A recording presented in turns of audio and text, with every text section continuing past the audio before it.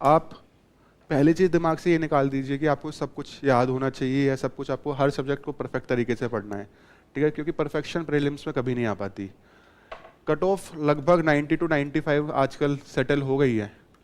Cut off कहीं ना कहीं 90 के नीचे रहती है, बट यू कैन अज्यूम कि 90 टू 95 कट ऑफ रहती है फॉर जनरल कैंडिडेट। तो मेरा हमेशा से ये टारगेट था कि अगर मैं अराउंड 105 स्कोर कर रहा हूँ तो I am in a safe range. तो I out of 200 that means my target is around 50, आप 55% मान लीजिए, 110 अगर मार्क्स भी हैं तो 50 टू 55% मुझको स्कोर करना है प्रीलिम्स में। पहला मेरा टारगेट ये था। अब 110 नंबर या 105 नंबर का जो भी आपकी रेंज है वहां तक पहुंचना जरूरी है। आप किस सब्जेक्ट से पहुंच रहे हो अगेन वो मैटर नहीं करता। Again PYQ is very important for prelims also, इनका एनालिसिस करना, ठीक है। आई ऑलवेज बिलीव कि P is equal to P, prelims is equal to priority. आपकी प्रायोरिटी लिस्ट क्लियर होनी चाहिए सब्जेक्ट की, जब भी आपका प्रीलिम्स निकलेगा, ठीक है। आप सब चीज़ इक्वल फोकस के साथ पढ़ने लगेंगे तो प्रीलिम्स पास करने में काफ़ी डिफिकल्टी हो जाती है, ठीक है। जब आप PYQ का एनालिसिस करेंगे तो आप पाएंगे कि जो पॉलिटी है हर साल लगभग 15 से 20 क्वेश्चन यहाँ से आते ही आते हैं, हर साल आते ही आते हैं इतने, ठीक है। 15 से 20 का मतलब है 30 टू 40 मार्क्स।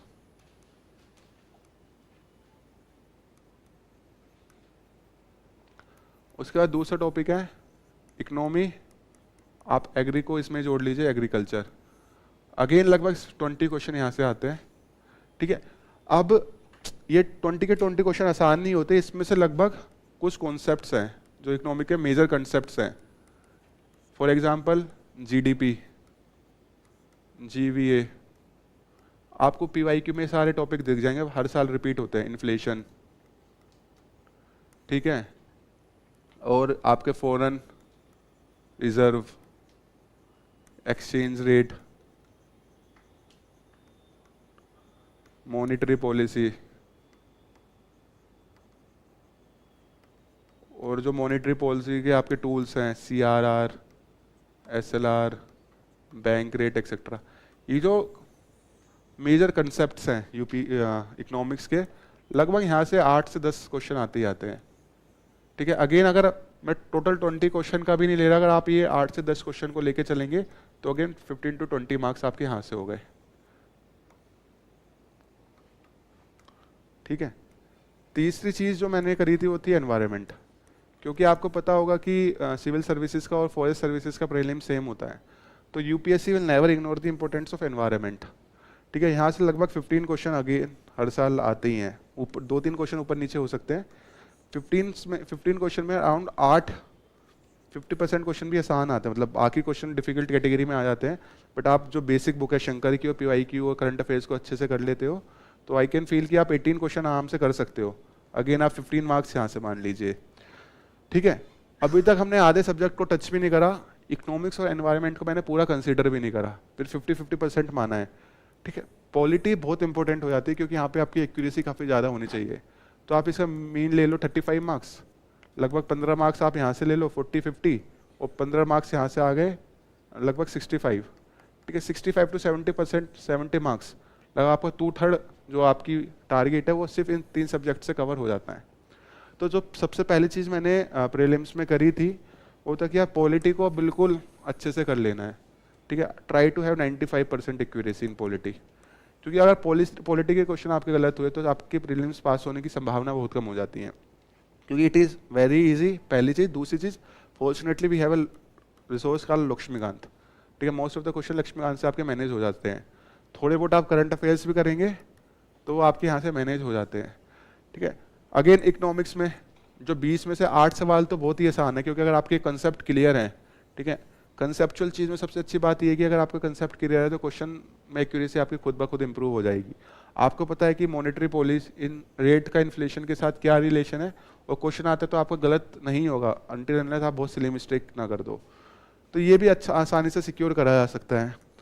एनवायरनमेंट की जो 8 क्वेश्चन है, अगर आप शंकर की जो मैंने बुक पढ़ी थी शंकर IAS वाली, प्लस करंट अफेयर्स, ठीक है, प्लस PYQ हर जगह इंपॉर्टेंट है, लेकिन एनवायरनमेंट के लिए वो ज़्यादा इंपॉर्टेंट है, क्योंकि यूपीएससी के कुछ नेशनल पार्क या कुछ स्पीसीज ऐसी है जो हर साल रिपीट कर ही लेती है वो, तो वहाँ से आपकी आराम से ये मैनेज हो जाता है। तो मेरे कहने का मतलब अगर आप इन तीनों को अच्छे से कर लेते हो तो आपके 70 मार्क्स तो आ ही गए। अब आपको बस 35-40 मार्क्स के लिए पढ़ना है, ठीक है ना। अब 35-40 मार्क्स के लिए चौथी चीज़ जो आप कर सकते हो कर सकते हो ज्योग्राफी। जब मैंने प्रिपरेशन स्टार्ट करी थी ज्योग्राफी की इतनी वेटेज नहीं थी, लेकिन आजकल ज्योग्राफी के क्वेश्चन बढ़ गए हैं और इसमें मेन है physical geography of world plus India, ठीक है। इसके लिए आपको कुछ नहीं करना, जो 11th क्लास की जो एनसीईआरटी की किताब है ना ब्लू कवर वाली, क्वेश्चन एज इट इज़ वहाँ से उठाती है यूपीएससी। इसके अलावा कोई बुक पढ़ने की जरूरत नहीं है। आराम से यहाँ से 4 से 5 क्वेश्चन आराम से इन 2 किताबों को पढ़ के मैनेज हो जाते हैं।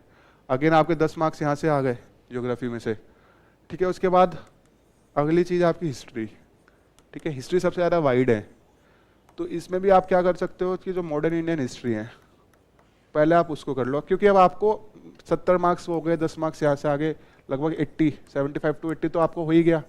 लगभग आपको 30 मार्क्स ज़्यादा से ज़्यादा और करना है ना। मॉडर्न इंडियन हिस्ट्री से आपने स्पेक्ट्रम कर ली, कुछ क्वेश्चन आपके यहाँ से बन जाएंगे, ठीक है। उसके बाद आपकी आर्ट एंशंट हिस्ट्री है, एक आपकी मेडिवल हिस्ट्री है, ठीक है। ये 2 एरिया ऐसे हैं जिसको ज़्यादा मैंने मतलब फोकस नहीं करा था, क्योंकि इनपुट आउटपुट रेशियो बहुत ख़राब है, यहाँ से बहुत ज़्यादा वाइड है, कुछ भी पूछ सकते हैं। तो यहाँ से मेरा फोकस था कि यार कोई क्वेश्चन आसान आता है तो इजी क्वेश्चन मिस नहीं होना चाहिए मेरा, और कोई क्वेश्चन डिफिकल्ट आता है तो वो सभी के लिए डिफिकल्ट है। सिंपल हड़प्पा सिविलाइजेशन का टाउन प्लानिंग पे क्वेश्चन आ गया, मुझको वो भी नहीं पता, तो ऐसा नहीं होना चाहिए। तो इसके लिए मैंने क्या करा था, जो आपकी ओल्ड एनसीईआरटी है उसको कर लिया था। इसकी आदर्श शर्मा के नाम से आती है, इसके सतीश चंद्र के नाम से आती है, ठीक है। उसके बाद आपके art and culture, again art and culture काफ़ी ज़्यादा वाइड है, तो इसमें मैंने क्या कहता नितिन सिंघानिया सर की एक तो बुक आती है, एक हैंड रिटन नोट्स आते हैं। तो मैंने बुक मुझको थोड़ी बल्कि लगती थी, तो मैंने हैंड रिटन नोट्स से करा था, उनके मार्केट में अवेलेबल हैं।